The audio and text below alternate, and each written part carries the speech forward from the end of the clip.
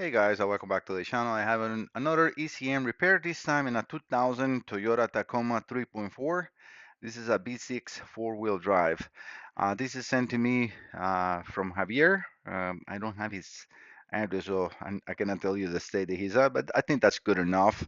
Let me actually cover some of his information.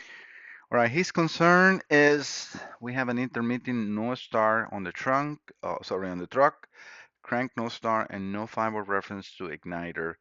From pin 14, PCM IGF signal, no fiber reference. We also found PCM water. And yes, it was water. I had to replace a few of the components. I have the computer now connected. So let me go first what we have here and we'll reconnect so we can see that on the video. So I am providing camshaft and crankshaft position sensor signals, which are in this one called G2 and NE. This is on the all Toyotas, right? And I'm also providing a coolant temperature sensor. We can see degrees of coolant. I'm going to change that so we can see the change on the value. So we got 170 is going to change pretty soon. You see 150. So the computer is nice in talking, and that is okay because even the computer running, we can see that. And so it's communication. This computer communicates in K line 7. We have a firewall reference, which is one of his concern. The computer not starting, the computer or the car not starting, no firewall reference, and also no coils. I have three of the coils, and those are actually the signals the computer will use to produce the 6 cylinder. So let me go over to the wire diagrams, and as you all know me, I have all the information here. So computer will use three coils. Let me see, coil 1, coil 2, coil 3. That's all I can see because let me see, IG. Yeah, I think based on the signals, we'll fire that coil for, cylinder 1 and 4, 2 and 5, and let me make sure I'm saying that. Yeah, and 3 and 6, I think is the way that we'll fire. Because we can see here we got 6 injectors and we only have 3 coils. So it's a coil for per 2 cylinders. And all these IGT1, IGT2, and IGT3 are the ones signals the computer needs from or the igniter needs, because in this system we have an igniter that will control the ignitions. The cam and crank sensor signals will reach the computer and connector E7 and E8, and I have all those pinouts in here. So let me make sure I'm not sure in that shown that there. So these are pretty much the connections, and I will show you. Actually, I have it in the screen too, because I was doing a little bit of a change and adding some things like, like how many teeth on the cam and crank, and adding the signal for the coolant temperature, which is only 714. We got a crankshaft position sensor signal, again, the NE with 34 teeth, and then the G2, that's how Toyota names it. It's just a 1 tooth per crankshaft per 2 crankshaft revolutions, right? Let me just make sure because we have that information here. So let me just see exactly how it's in here because I know I'm providing it correctly. So yeah, the NE is the crankshaft and the G is the camshaft. So we have one signal of the cam per 2 revolutions of the crankshaft, right? So and the sync is in the fifth tooth of the crankshaft. I have the signal. I reproduce the signal here. So let me just show how I do it. I open it here and I create my own signal. So let me just see to Tacoma, and then I am syncing it on the fifth teeth, right? Or yeah, fifth teeth, and then it's 1 per 2 revolutions of the crankshaft. So that's exactly how it's coming out in this simulator. And I can see that those are sine wave generator signals. I also have the connector pinouts. One thing that I didn't have from Javier is if this was a California specs or non-California specs. This computer is for California specs based on the connections, powers, and grounds because they change. And that's why the pinouts that I'm showing in here is for the California version. I don't have the car, so I have to make sure that I'm providing the right signals and everything is there. And I am because obviously everything is working properly. I had the original diagrams, which I also used to make sure all the connections, all the color diagrams, and all the lines are correct. So I want to show, like I said before, this is how Toyota names the signal NE plus because it has an E plus and negative. So this is just a ground.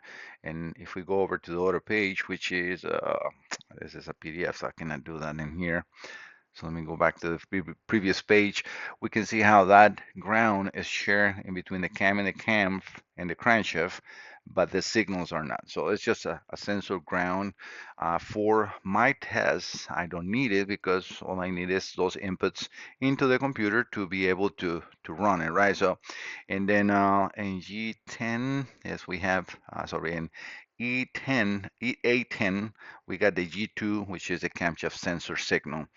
Let me see what else. We got the pinouts, we got the color wire diagram. I show you, and this is very important. This is great information from Toyota. Let me just make this a little smaller. I like this from Toyota, which tells you uh, connections, and as you can see here, and it tells you California or non-California because they will change. Number one is California specs. Number two is the rest, federal emissions, right? So if it's California, it will be an E710. If it's non-California, it's an E717. So I'm working with the signals and the computer is working properly. All right, and it tells me how many teeth are here. As you can see in there, it says 34 teeth right here at the top. The any signal is 34 teeth, and it shows me that the other one is just a one-tooth signal. So all the information was precise and perfect for what I need. Let me save this to the folder to make sure the image that I now save is correct, and I have the VIN number of the car and everything in there. So, but yeah, so everything is working. I also have now in the oscilloscope the vehicle running, and we have the three signals to control the coils going to the igniter, and which is his concern, right? So we have no 5 volts going to the igniter. Let me just revisit that information, and it says we have intermittent no start on the truck crank, no start, and no 5-volt reference to igniter from pin 14. PGM IGF signal. No, we also found PCM water and damage from pin 14 PCM IGF signal. So let me double check that because that pin 14, I'm not sure what is he referring to. Because if I go to pin 14 on the E7, that is the coolant temperature sensor, and that is not. If I go to E8, pin 14 is SP2.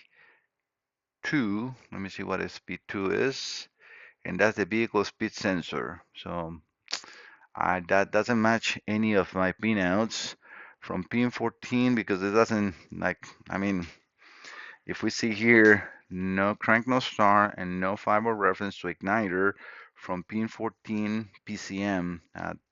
The pin 14 is, I don't know what connector he's talking about because, again, this is all the information I have from him. But since I have no 5-volt reference to igniter, I check the three signals, IGT1, 2, and 3. And if we see here, the IGT1, 2, and 3 are in connector E8 pins 11, 12, and 13.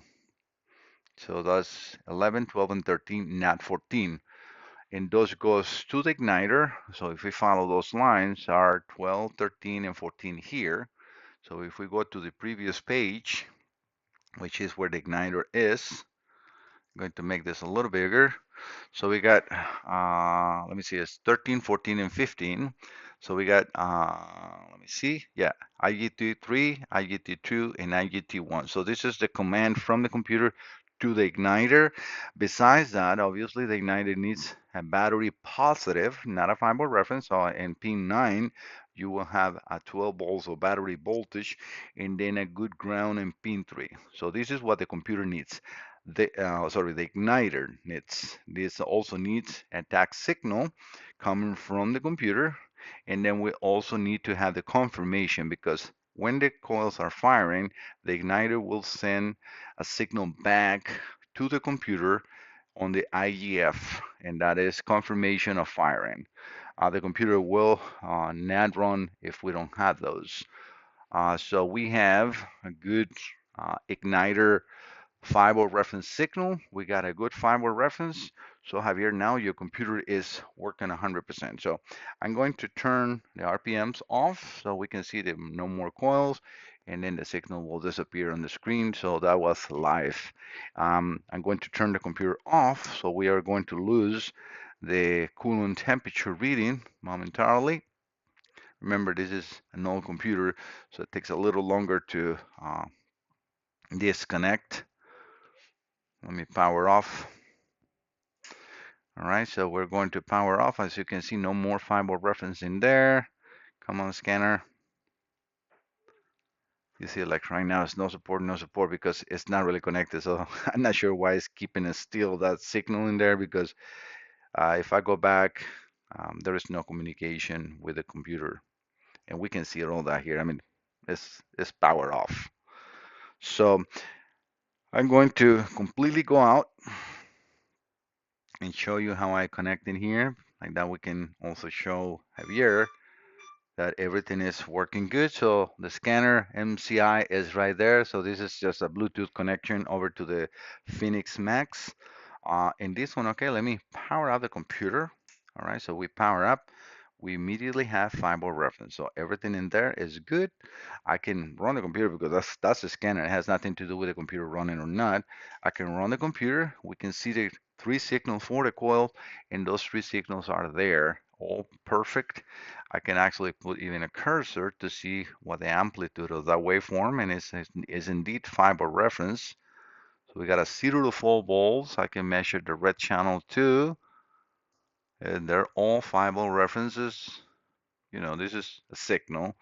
It's not a fiber reference, let's say, but it's an amplitude of the signal from 0 to 5, and that is based on cam and crank sensor signals. But if we see they're all those three signals are matching, they pretty much in the spot, and I can be a little off up and down with a cursor, but they're all good. I don't need to be that accurate like on position. If I have, like they say, 4.9 and then 2.8, okay, well, one of the signals is bad, but that's not the case.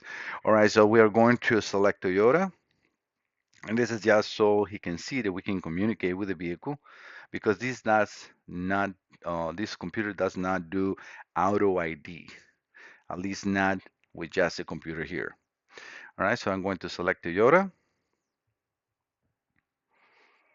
and this is definitely going to try to read the beam because it knows, and you see that it will know that this is a 2000, and we're going to go a little forward, and you'll see that. So it's now searching what communication. It is a CAN bus, it is a K line, whatever communication is, and as soon as it starts, and then try to read the beam, and that's what it's doing now. Based on that, it's going to tell me, okay, what vehicle are you working on? Because this beam kind of like matches all those three vehicles, so we know that we are working in a Tacoma. So now we just selecting Tacoma. It's telling me that we are working in North American Tacoma model BCN, engine type 5FE. I didn't type any of that. And then it's a 2006 cylinder. So that is all correct. And then now it's going to establish communication, again, more in depth with whatever that car will have. And it's very basic, as you can see. So it has airbags and transmission and computer, right? Or engine computer. So we're going to establish communication with that. And this is where I was before. Everything in the meantime, this is running live. There is no, well, actually, I do have a trigger. So let me remove the trigger. Not really that important, because that will only just make the signal stop, and I want you to see that this is like a free run oscilloscope recording. All right, so let's read data stream, and we're going to select just the minimum, let's say, that we need here: engine speed, coolant temperature, and I will say that probably that's all we need. So coolant temperature, we have definitely no misfires, and we can see that in here. We can see the engine speed, and let me see if we have injector. Yes, we do.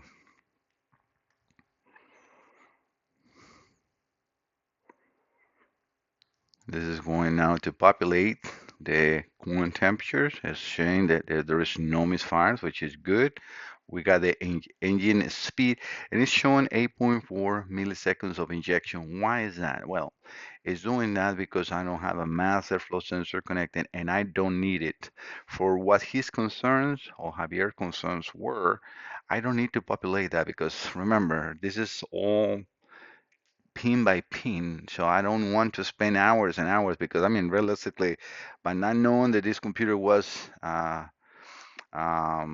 California or non-California, I have to go into the whole wire diagram trying to select which grounds were for California, which grounds are not for California to compare and then check it on the.